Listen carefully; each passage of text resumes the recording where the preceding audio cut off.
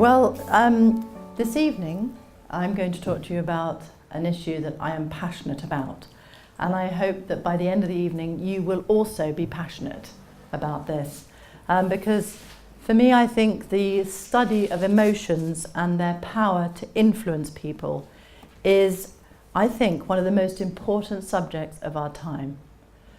And I'm afraid I've got some rather distressing news from the school scene for you, and you may not be aware of it. So you're going to have to show some emotional resilience through this. Let's have a look at what emotional contagion has to do with you. So you might be sitting there thinking, here goes this lady, she's going to talk about something, and it's really nothing to do with my life.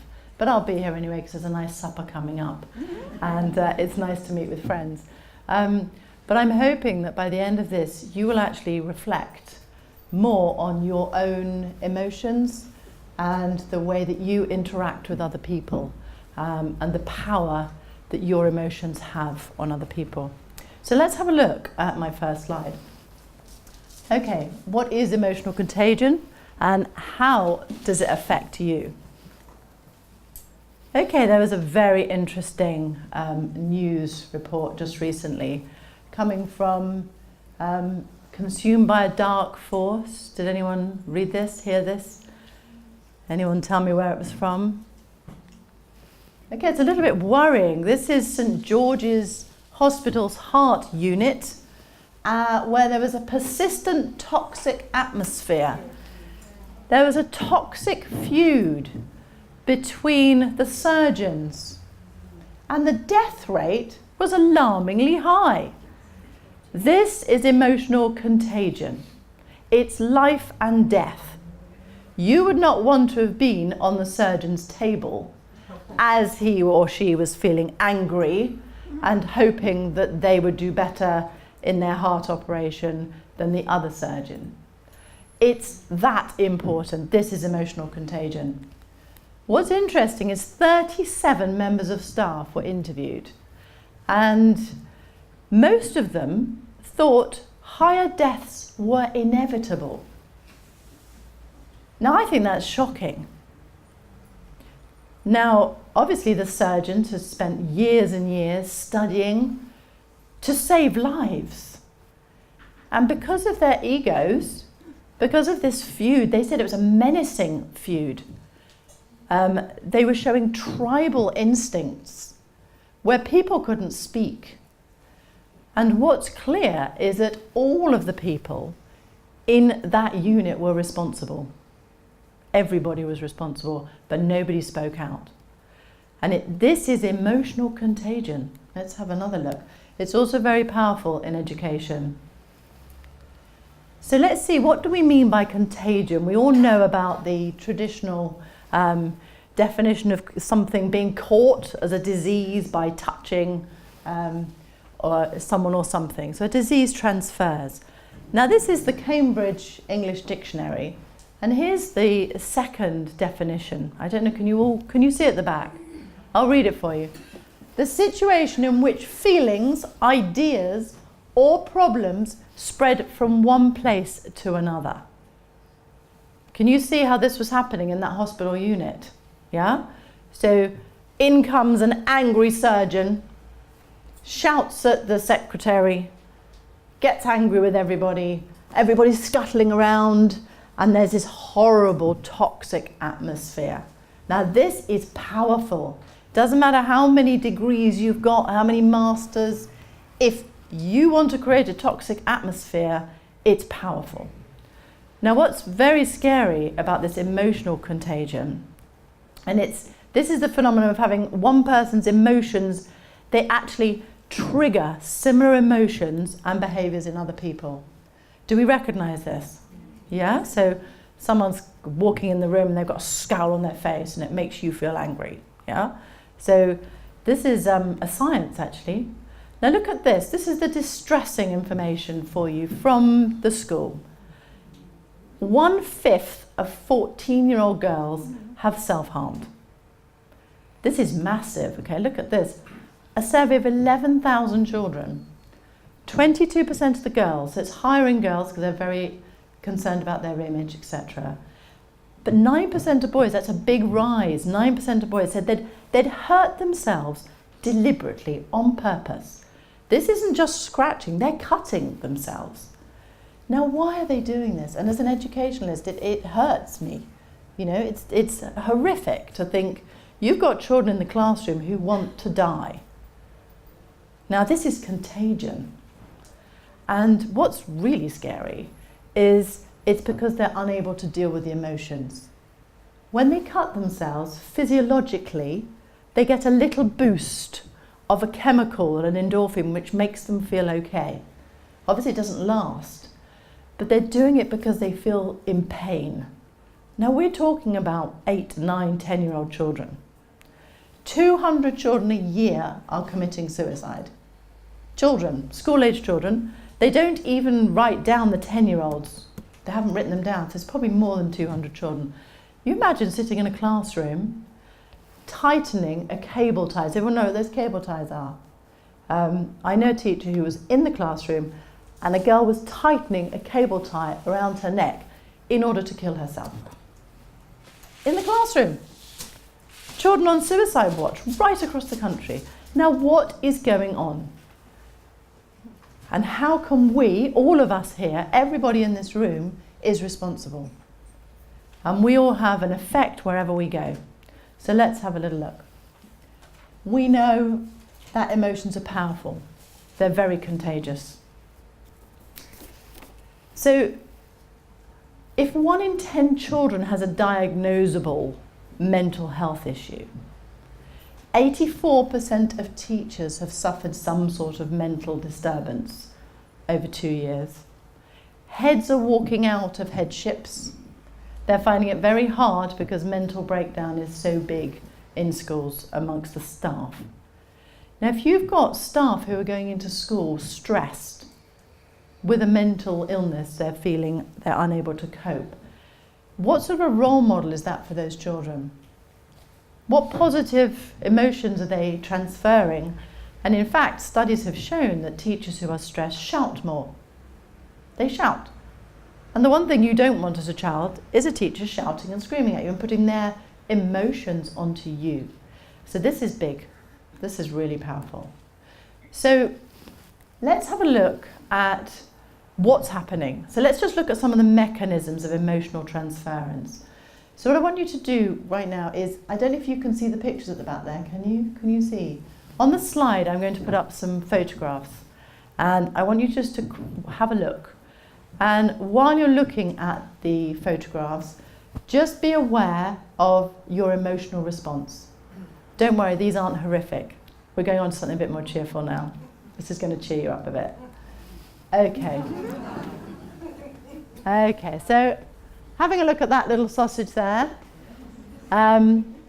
What's interesting is we're smiling, aren't we? Okay, we're smiling. Now this is really interesting. Okay. What about these three? Having a good giggle. How does that make you feel inside when you look at that picture? It's just a picture. Okay, but it's transferring. You are mimicking, you are right now mimicking those faces. And what the psychologist is saying is that very mimicking is synergy with that emotion. It's having an impact whether you like it or not.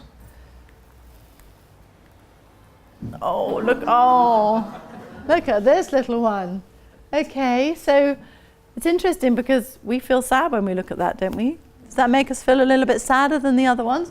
And that's such a sad little face, isn't it? That's really, really sad, that one. Oh, look at this little girl. Oh, what's interesting is your faces are changing as you look at the picture. It's just a picture. We don't know these children, but it's having an impact on us. Now, this is emotional transference. So we're going to have a little look at the history here. There have been lots of studies of emotional contagion. My problem is I keep moving around. If I do, and you can't hear me at the back, can you put your hand up? So there are lots and lots of people who have studied emotional contagion, but haven't actually called it emotional contagion. And I found this study the most simple and easy to understand. And if you look up emotional contagion, these people are the psychologists who have done the most work, as far as I can see, and kind of put it all together. So we've got Elaine Hatfield, John Cacioppo, and Richard Rapson. What they're saying is what's just happened just now. I mean, we're talking practical philosophy here. Your faces changed when you looked at those pictures, yeah? And you had a different emotional response inside. You synchronize your emotions with the people around you. You mirror them. And because you're mirroring, you actually feel the same emotion. In schools, it's fascinating. You go in a classroom and one pupil can walk into the room and they can change the entire atmosphere. In a staff meeting, one member of staff can walk in and change the atmosphere completely. Everybody crosses their arms, legs crossed, not answering, I'm miserable, I'm overworked and you've given me too much to do. It's transferable directly, okay? It's not even just through photographs or pictures. It's happening quicker than a text message. It's quicker, it's gone, you've done it. You've had the reaction before you know it. So, mimicry, so we mimic, we synchronize, and this is important for human relationships. We do need to synchronize with each other, don't we? This is what relationships are about. The problem is if it becomes negative. So, let's have a little look here. If you think of the hospital staff going into work in that toxic environment, okay, and anyone new coming in with a bouncy, great, I love this work, this is what I've done all my life, I love it, love it, love it. How long are they going to keep that positive going for? Not long. Everyone be going, be quiet, don't talk around here.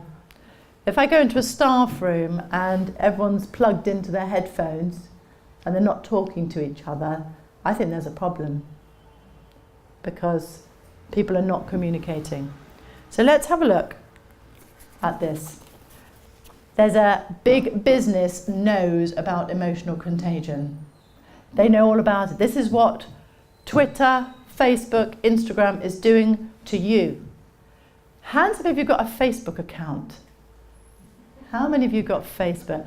Did you realise that Facebook did something very, very naughty in 2012? What they did, without you knowing, it could have been you, you never know. Without anybody knowing, they took 689,000 accounts and they filtered the positive messages for one lot and the negative messages for the other without telling anybody. It was with Cornell University. It was a scandal afterwards, but they managed to filter out. So say you were saying, hey, I've had a lovely day, Harry, it's been fantastic. That wouldn't have gone to that person if you were in the negative sample. Now, what they wanted to find out was, if you're being sent a negative message, are you going to be positive back? If you're being sent a positive one, you're going to be negative back. Now, all these emojis and smiley faces and kisses these days, you know what it's doing to you? You're mimicking each other. And what they showed was in the sample of positives, so all the people who had positives on their sample, those people stayed positive. Hey, I'm having a great time on the beach. It's amazing. Wow, wow, emoji, smiley faces, love you. And the ones where it was negative, they started to respond negatively too. And did not do any positives. Now, this is powerful stuff. This is mind games. This is what, you imagine how powerful these engines, search engines and things are. You know, you go on holiday, you're sitting in a restaurant and suddenly up comes an advert for the restaurant next door. You're like, how do you know I'm here? They do, and they are controlling our emotions. And this is why we need to become emotionally resilient. So let's have a look at the next bit. Okay. Okay, you're not allowed to yawn. Let's see. You've got to look at those two, but you're not allowed even to yawn a tiny, tiny bit. Okay, so not only emotions, but physical actions. You watch a child who's got an aggressive parent coming into school, and the parent comes in and stamps his foot in my office and Mrs. Wyatt, this isn't good enough, in front of the child. What do I get next? An aggressive child. And it's the actions, they copy, they mimic their parents. And this is why education is so important, that we're saying, stop. As a parent, you are teaching that child to mimic everything you do. You're bringing up a little mini-me. Do you really want them like you? You know? Let's think about this. So, moving on. Okay. Now, this book changed my life. When I went to do my qualification for headship, I decided I wanted to do all the qualifications I possibly could before I became a head. So I did my master's, I did my inspection training, and I did my qualification for headship. Because being a head is a huge responsibility as far as I'm concerned. And on the course, you get 4 hours of mentoring. And my mentor in the first meeting, she said, Hilary, read this. And it's called Fierce Conversations. And there was something in this book that struck a chord with me. And she describes your emotional wake. Now, leaders make the most emotional wake. So, school leaders have a huge impact. What she described was boats going down the Hudson River. And there are a whole lot of little boats on the side, all tied up, the little weeny ones.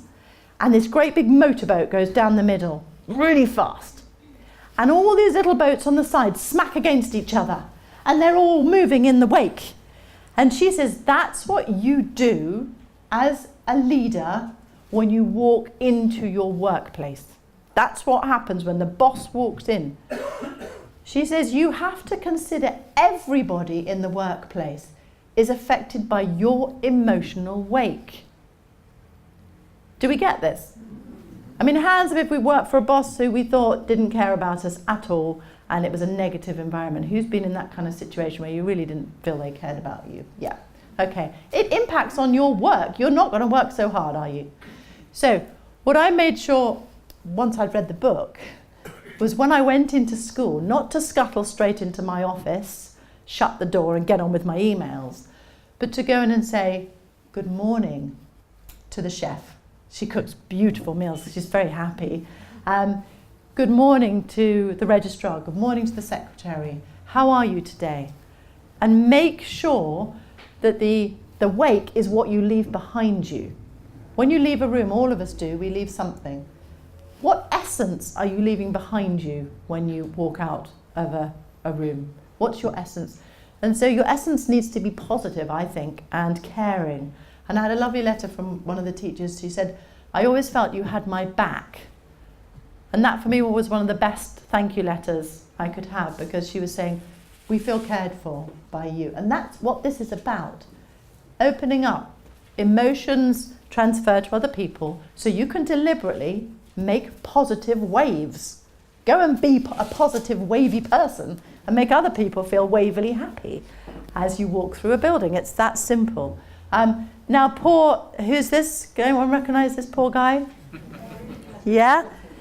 He lost a match, didn't he? He lost it to Tottenham Hotspur, 3-0. Manchester United. How much does this guy get paid? What's he on?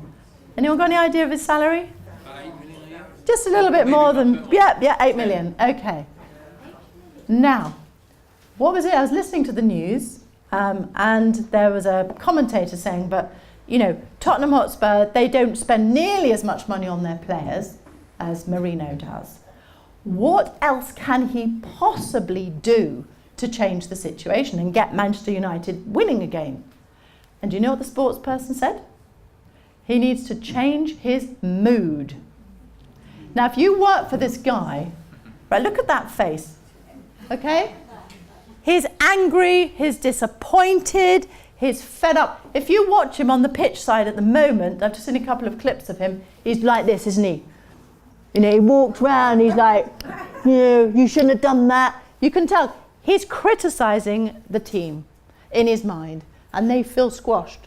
And you see other inspirational leaders people, I'm going to have a go, even if I'm not the greatest, I'm not that expensive, I'm going to go. And you can change a football team, you can change a school, you can change your business through positive transference of emotion, through contagion.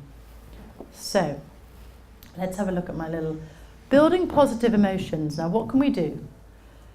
In the staff meetings that I run on a Monday morning, we all sit and we do a mindfulness practice. We might do the exercise, we might read a poem, an inspirational poem, and we ask each other internally, how am I feeling today?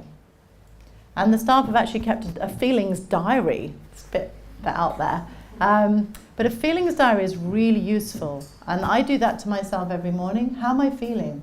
Because if I'm feeling angry, if I'm feeling negative and grumpy, you can guarantee that my teachers will feel the same. And you can guarantee they will go in and be grumpy teachers in the classroom. And you can guarantee those children will go home at the end of the day and be grumpy children, and we'll have the parents grumpy in the morning. So it does work like that. You have, how am I feeling today? And this is something we can all do as a practical thing. In the morning, when you get up, how am I feeling today?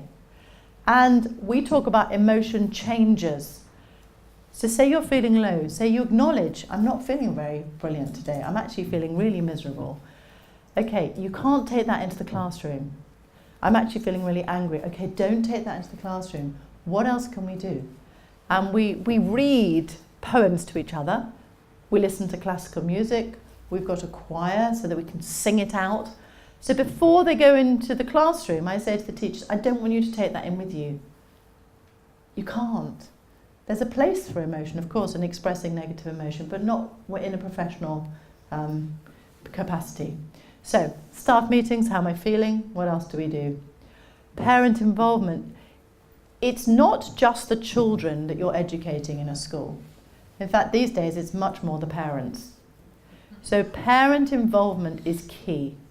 One, if they feel stressed, and a lot of them don't know what they're doing. Hands up if you knew what you were doing as a parent when you had your first child. Who was totally confident with I know exactly what to do. It's trial and error, isn't it? You imagine coming from another country, you don't speak any English, and suddenly you've got the homework's coming home. That's stressful. So what we try and do is involve the parents. So there's even a parent choir, so they can sing on Fridays as well, and relax and take their stress away.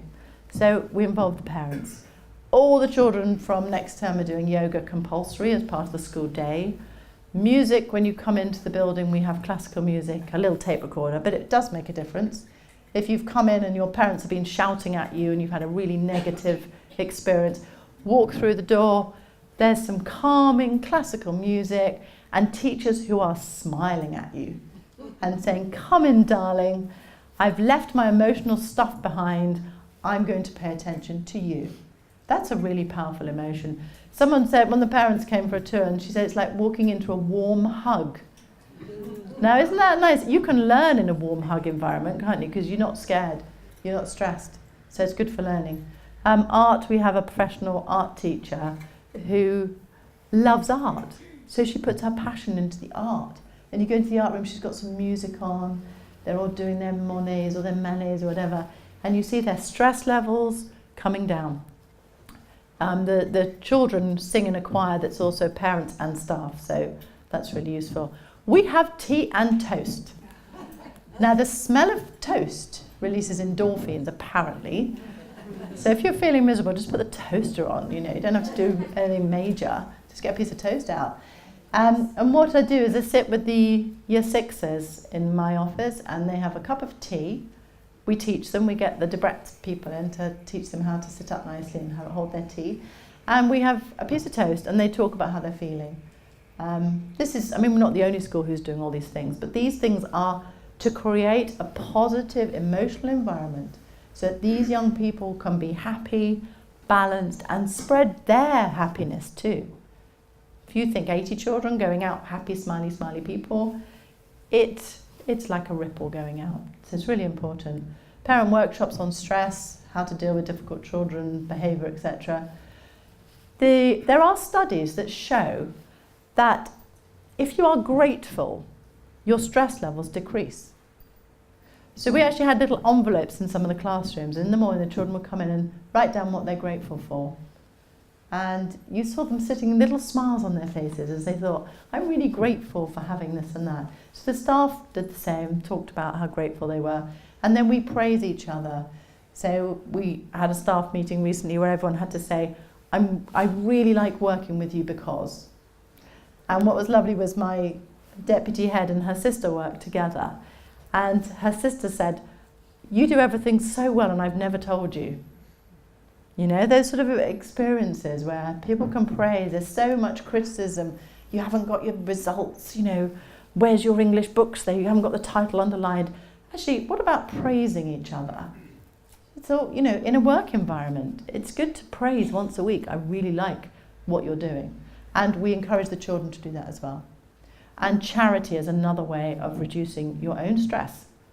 So the children spend a lot of time thinking about a school in Africa, in Uganda, where the children were hungry so they weren't coming to school. So the children and the school council decided they wanted to sell their toys and then send them money so the children could have porridge in the morning. It's simple, but now the attendance levels have increased and our children feel happy because they're helping. So charity is really important as well. Now we actually adopted, I was trying to work out a prayer for our school because it's a very multicultural school. It didn't feel right to get everybody to say a particular prayer. And so we adopted the May All Be Happy prayer, which the children learn off by heart. And it's very powerful because you're not just talking about the children, you're talking about the staff, you're talking about, we have guinea pigs at school. And the guinea pigs, they have to look after the guinea pigs. All creatures be happy and none be in misery of any sort. They learn it off by heart. And then we do Om Shanti Shanti Shanti, and we do 3 deep breaths for stress. The parents come to assemblies as well now, so we have a big following. And it's simple, it's so simple, but it makes a difference. So they're thinking about making other people happy all the time, and that stops you feeling sad yourself. Oh, here's Eeyore. Who's this? Dear old Eeyore. Okay, so I don't know if you can read that. If it is a good morning, which I doubt, wish I could say yes, but I can't. Now he was asked what he thought would be a gift if someone found his tail, and he said, I'd say thistles, but nobody listens to me. Now we all have our Eeyores, don't we? We all have our Eeyores in workplace, we have our Eeyores maybe in family settings, maybe in group settings. How do we deal with the Eeyore? Now, the interesting thing about Eeyores, they can be very useful. They can be people who tell you right down the line what's wrong with what's going on. But if they continually make everything negative, they can bring down a team. I've seen it. I've actually seen one person who has a totally negative attitude about everything bring down a team. So, oh dear, here we are. So what is negativity? When we talk about emotions, there are positive emotions and there are negative emotions. And the problem with negative emotions is they suck energy. And it winds down. It goes down and down and down, the energy. So the negativity is the expression of, criticism of, or pessimism about something. Now there was a school I worked in where there was a lot of moaning, and I'd walk in the staff room and everybody would stop talking. And it was a very negative environment.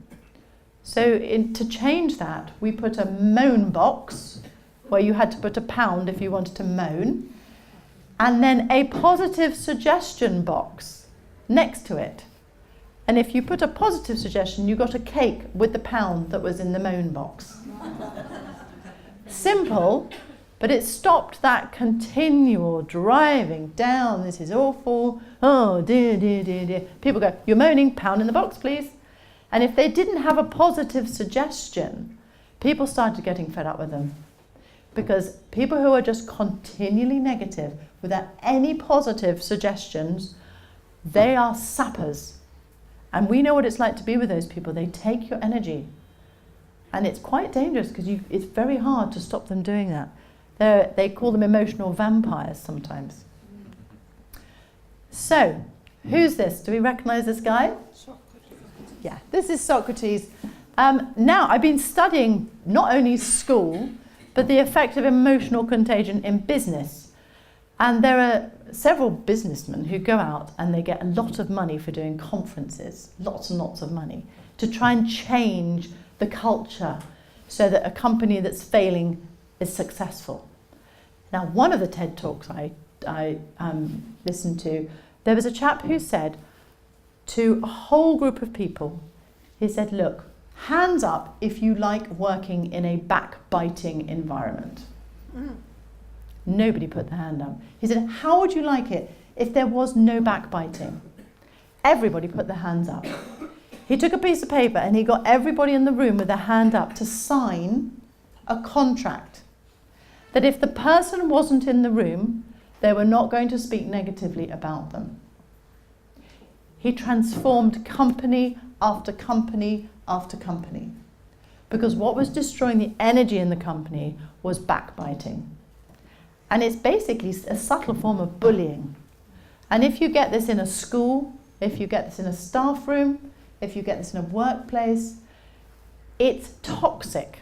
And it creates a toxic environment where people feel scared. Because you walk out of the room and you know they're going to bitch about you because you've just bitched about someone else. And it creates that kind of unease. And Google did great things by creating a positive environment where this sort of criticism was not allowed. Now, this has been assigned to Socrates. I don't know. Have we got any people who know Socrates inside out? Have they ever heard? There might just be a rumour that this has come from him, but it makes a lot of sense. This is saying it's the triple filter test. So somebody apparently went up to Socrates and said, do you want to hear about this guy? Do you want me to tell you what's happened in a kind of a gossipy way? And Socrates said, it'll have to pass the 3 filter test.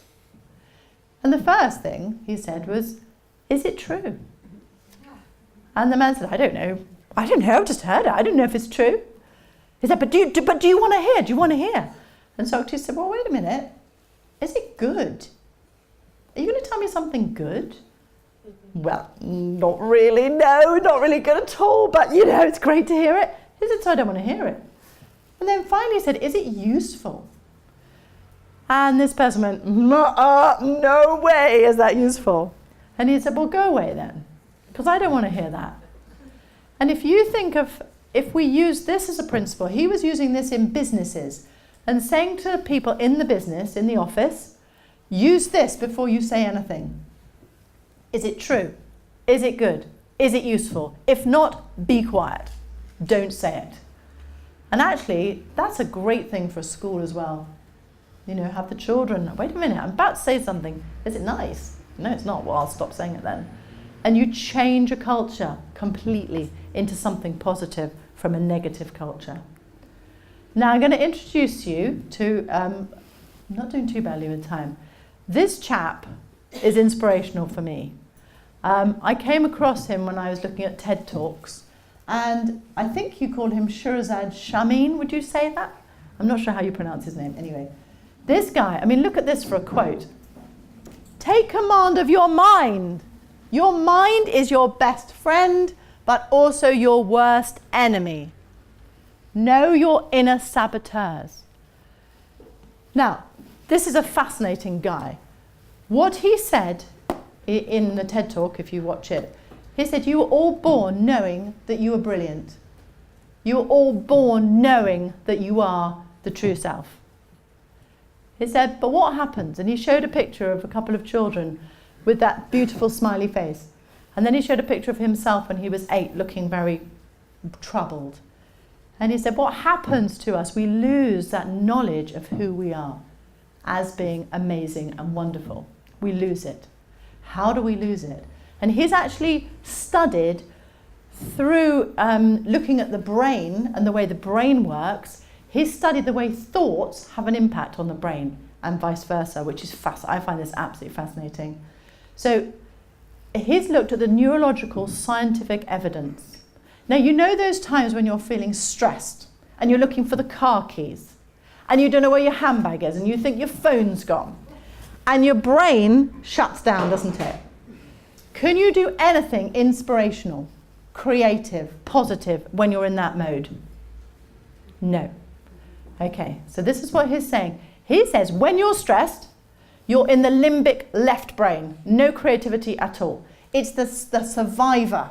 So it's fight, flight, survive. Nothing else, okay?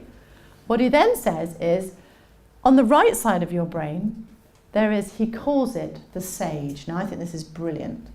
So he talks about on the one side, the saboteur. And the saboteur is saying, this is useless, you're hopeless, where have you put those keys? You're always forgetting things, you must be getting senile dementia, this is too early, all of that sort of thing.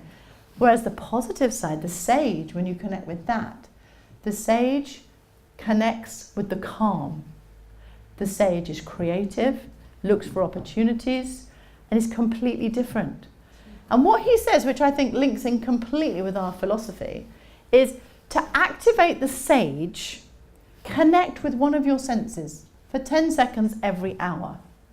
Now that's what we've been doing in the philosophy school since I started in it, when I was so high. This is just about coming into the present moment. But he says that connects you with the sage. Now I don't know if you can see this, but these slides will be available. And I think this is absolutely brilliant. So I'm going to turn to read it. He says the survivor brain, when you're in that panic and you want to survive, the saboteur, the voice in your head, is saying horrible things about you.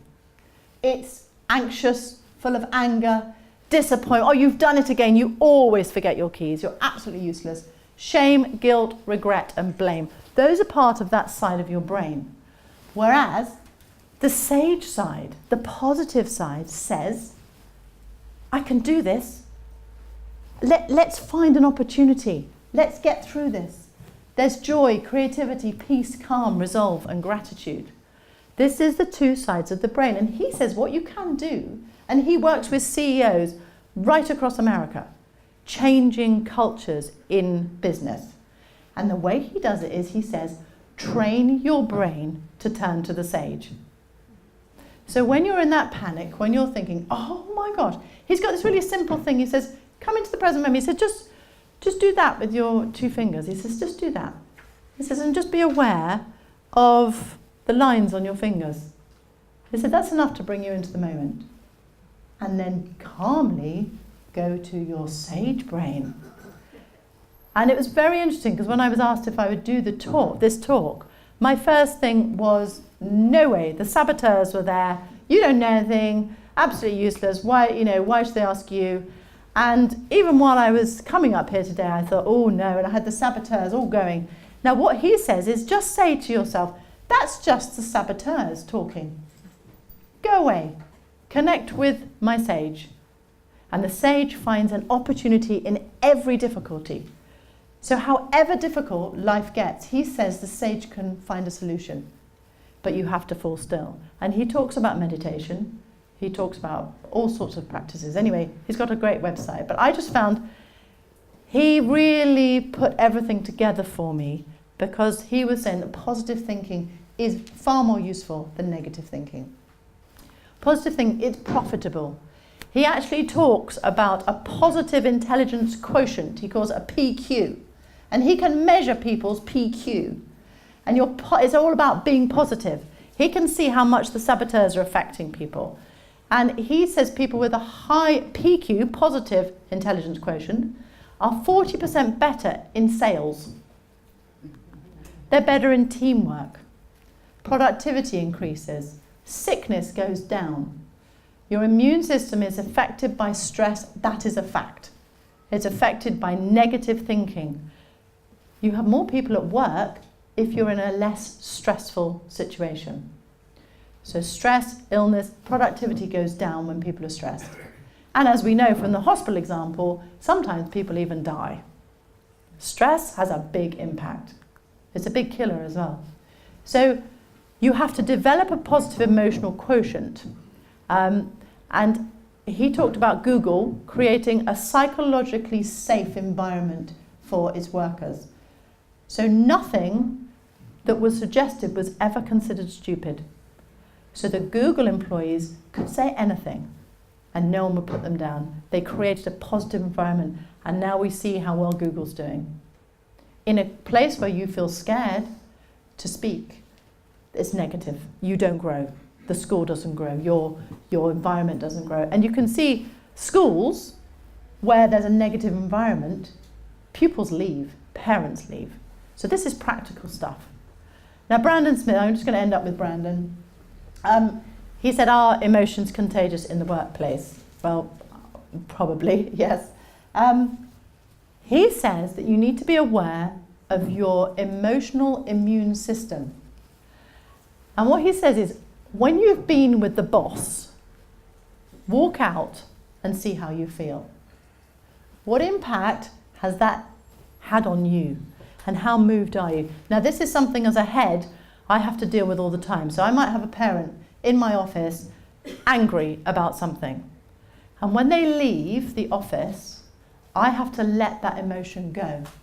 And you have to do that consciously. Because if I was to take some of the rubbish that I get on a daily basis and internalize that, it would make me old before my time. We have to learn how to deal with other people's negative emotions. And what Hatfield says is, if you know the source of the negative emotion and you can identify it, you don't have to be affected by it. So she's talking about emotional resilience. You don't have to pick it up. The contagion is there, but if you're awake and you go, wait a minute, I'm just feeling grumpy right now. Why is that? And you go, well, that person was just really grumpy in the restaurant or whatever. You can be aware and change your emotional state. So there's hope for us all. It really is. And I loved what Brandon said. He said, be an emotional booster shot wherever you go.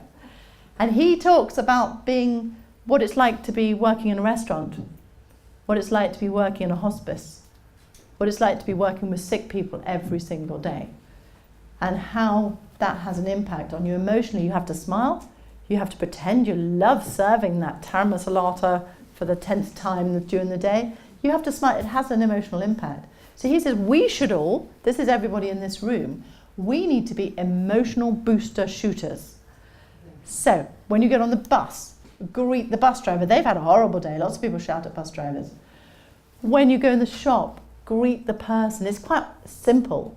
But he says that relationships, couples that stay together, have a 5-to-1 ratio of positive to negative comments. Interesting, isn't it? So the most successful couples will say, you look lovely today, darling. I'm counting them now with my husband. I've only had 4. You literally actually be aware of how many times do you say something nice to the people around you. How often? Honestly. Think about it. But if you do, you increase their happiness. You make them feel good. So why not? So he's saying be a positive force in the world. Everywhere you go, smile, say thank you. Your smile is contagious. It will ripple out to other people. We've got a traffic warden who's adopted my school. He's called Mohammed, and he's the loveliest traffic warden ever. He got a prize in Prize Day for being the best traffic warden. Now, he's adopted our school because everyone's so nice to him. The children are nice to him, the parents are nice to him. And he has an umbrella, and he crosses our pupils across the road when it's raining. And it's just the most wonderful thing to see this man receiving positive smiles. And he and I stand outside on a regular basis and say good morning to whoever comes past with a smile. So there's a headmistress and a traffic warden saying good morning on the street. You can come past, you'll see it, it's great fun. And this man stopped me and he said, do you know, you've made my day, because nobody says hello to me. Now, we do it every day. There's 2 days a week when I'm somewhere else, but someone else goes out and does the smile and the why not? You know, that's probably 20 people walking past. A lot of them have got their headphones in and they're on their phones and they don't really want to say hello to us. But Mohammed stands in front and goes, hello! good morning. And they're sort of like, rrr. And then by day 3 of walking past with their headphones, they go, rrr. They sort of go, there's somebody there. And they look up and they say, good morning. And you see this person coming out of their headphones and they've got their coffee and they put the coffee down. You know, it's simple. Emotional contagion is simple and it's powerful. And if we want to make this world a better place, if we want to make our families more positive, say nice things, do nice things, and smile. And I've got our last little picture here. Okay. In summary, emotions are powerful. They are very, very powerful. Don't underestimate the amount of emotions you are picking up every single day and the amount you're giving out as well. Your emotional wake is also important. Negative emotions, they have found as a fact, are more infectious and work more quickly than positive ones. That's scary stuff. So that's where you get this cutting, this suicide, this toxic stuff, because they have actually shown they are more powerful. Negative criticism is destructive. Don't let anyone say, oh, I'm just being positively critical, negatively, and you're like, actually, have you got a solution? Tell me what's wrong, that's fine, but you have to have a solution. Otherwise, the energy in this place is running down. So watch those people who are continually criticizing and deal with them. This is what you're doing in my office. You are dragging the team down. Speak to them about it. They know what they're doing very often. And they say, oh, sorry, and they'll stop it. So you have to deal with it.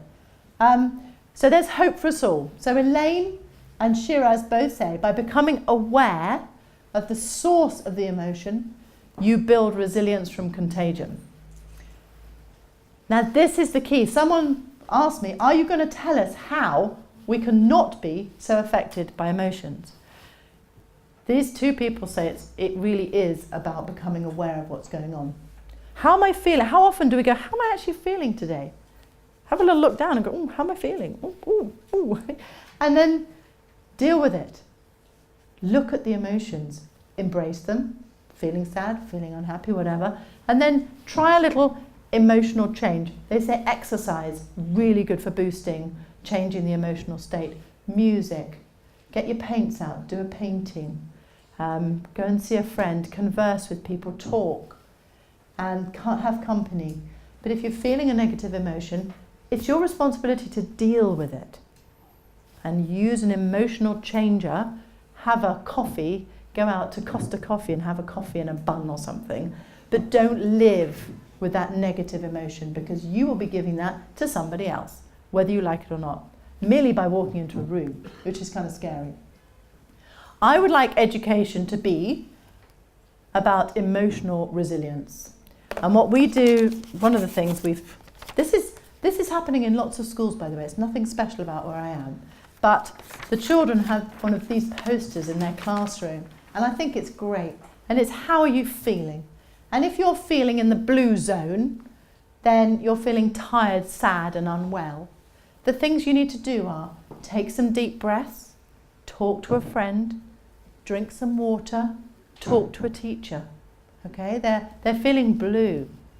Don't go and hurt yourself. Don't go and be horrible to someone. Deal with it. If they're in the green zone, they're feeling calm and happy. So what they've got to do is go and help someone who isn't. Okay, so that's, if you're in the green zone, your responsibility is go and share that. Go out there and share your happiness. If you're in the yellow zone, you're feeling nervous, you're scared, you're worried, you're a little bit on Shiraz's other side of the brain. So what are you going to do? Take some deep breaths, talk to a friend, talk to a teacher, get some water, sit in a calm place, find your moment. So that's your yellows. If you are in the red zone, you are feeling angry. Okay, angry and frustrated. This is giving children emotional literacy. This is saying, just don't go in the playground and thump that person because you're feeling angry. Deal with it. And it says, ask a teacher for help. Listen to the teacher. Take time out. Breathe deeply. Get some water. Get some help.